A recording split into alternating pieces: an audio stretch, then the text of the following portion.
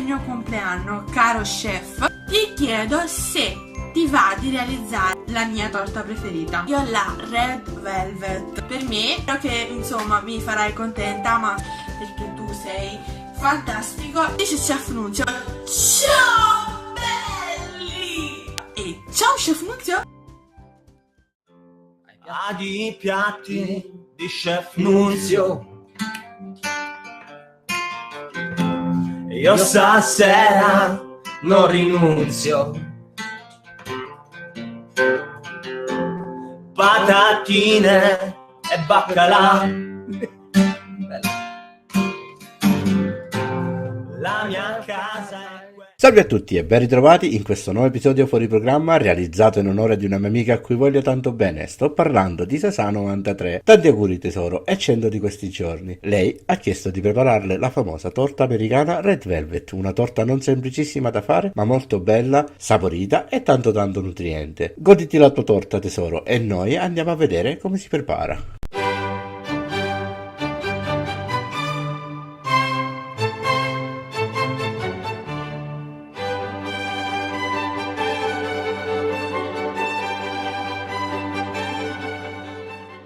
Bene, la prima cosa da fare che rende questa torta particolare è realizzare il latticello. Quante volte ci è stato detto attenti quando montate la panna, non esagerate altrimenti impazzisce? Ecco, in questa ricetta vi chiederò proprio il contrario, infatti dovremo montare la panna e farla impazzire di proposito affinché la parte grassa non si separi dalla parte magra. È un lavoro che richiede un po' di pazienza. Muniamoci delle fruste elettriche o una planetaria se ce l'abbiamo per montare la panna e quando sarà montata continuiamo per altri circa 20-25 minuti. Una volta ottenuto il separamento delle due sostanze, raggruppiamo tutta la sostanza grassa, quindi il burro, colandolo nel colino e schiacciamolo bene per fare uscire più latticello possibile, anche con le mani se necessario. Questo panetto così ottenuto si può tranquillamente utilizzare come burro, mentre la parte liquida è proprio il latticello, quello che ci serve per questa ricetta. Particolare, vero? Setacciamo ed amalgamiamo bene la farina con il cacao.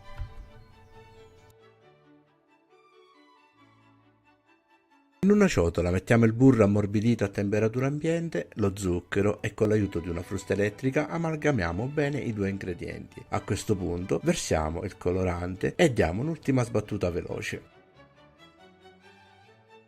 Versiamo il composto che abbiamo ottenuto nella farina che abbiamo setacciato prima, poi uniamo l'aceto bianco e l'aceto di mele al bicarbonato, scateneranno una reazione schiumosa ma che è normalissima. Versiamolo nell'impasto ed iniziamo adesso ad impastare con cura fino a quando non otterremo un impasto liscio e vellutato. A questo punto aggiungiamo le uova e sbattiamole bene a lungo con la frusta elettrica, questo donerà all'impasto lucidità e ossigeno che farà gonfiare meglio la torta in fase di cottura. A questo punto unciamo e infariniamo la teglia rotonda e riversiamoci sopra il composto ottenuto. Scuotiamo leggermente la teglia al fine di assestare bene l'impasto. Ora preriscaldiamo il forno a 180 gradi ventilato e quando sarà caldo inforniamo e lasciamo cuocere per circa 30 minuti. Il tempo che la torta cuoce iniziamo a preparare la crema di latte e burro. È molto semplice da preparare, mettiamo semplicemente sul fuoco un pentolino di latte, aggiungiamo lo zucchero, setacciamo lì sopra la farina e mescolando portiamo in ebollizione. Dopo riversiamolo in una ciotola e lasciamolo raffreddare completamente. Il tempo che si raffredda versiamo l'estratto di vaniglia sul burro ammorbidito a temperatura ambiente e con il cucchiaio lavoriamolo con pazienza fino a farlo diventare cremoso. Una volta che la crema si sarà raffreddata uniamo il burro alla crema di latte e con le fruste elettriche amalgamiamoli fino ad ottenere una bella crema solida e spumosa che riporremo in frigo fino al momento di utilizzarla. Sono trascorsi 30 minuti e la torta è pronta, sforniamola e godiamoci il suo colore particolare. Togliamola adesso dallo stampo, capovolgiamola su una griglia in modo che si raffreddi senza fare condensa. Una volta che si è raffreddata un po', possiamo procedere a tagliarla. Adagiamo una metà di torta sul piatto da portata che ho personalmente rivestito con un centrino da torta. Cospargiamo l'abbondante di crema di latte e burro e poi copriamo questo strato con l'altra metà della torta. Sistemiamola bene con cura e poi, aiutandoci con una spatola, riempiamo tutti i bordi con altra crema, lisciandoli bene in modo che il pan di Spagna resti visibile. Adesso si passa al piano superiore. Mettiamo anche qui abbondante crema e spalmiamola con attenzione su tutta la superficie. Ora che abbiamo fatto, prepariamoci a decorarla. Cospargiamo le estremità dei bordi della torta con delle scaglie di cioccolato che, oltre a decorare, danno una deliziosa croccantezza. Mettiamo il restante della crema in una sac à poche e adesso realizziamo degli chignon un po' più piccoli di una noce, distanti 2-3 cm l'uni dall'altra. Sulla cima di questi chignon adagiamo in ognuno una bella ciliegia rossa.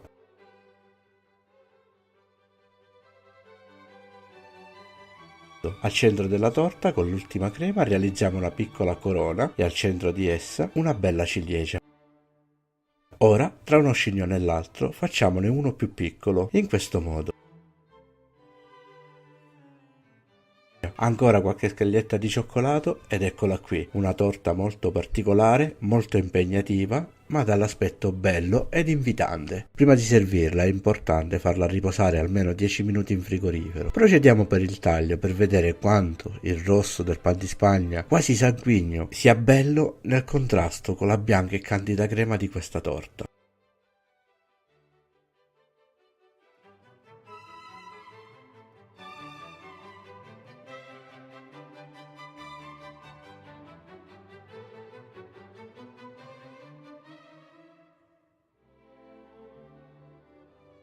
Questa fetta è per te, mia cara Sara, tanti auguri! E anche per questo video siamo arrivati davvero alla fine. Chef Nunzio vi ringrazia e vi saluta. Spero che anche questo video vi sia piaciuto e vi rimando al prossimo episodio. Ciao belli! Ai piatti di Chef Nunzio, io stasera non rinunzio. Patatine e baccalà, la mia casa è questa qua.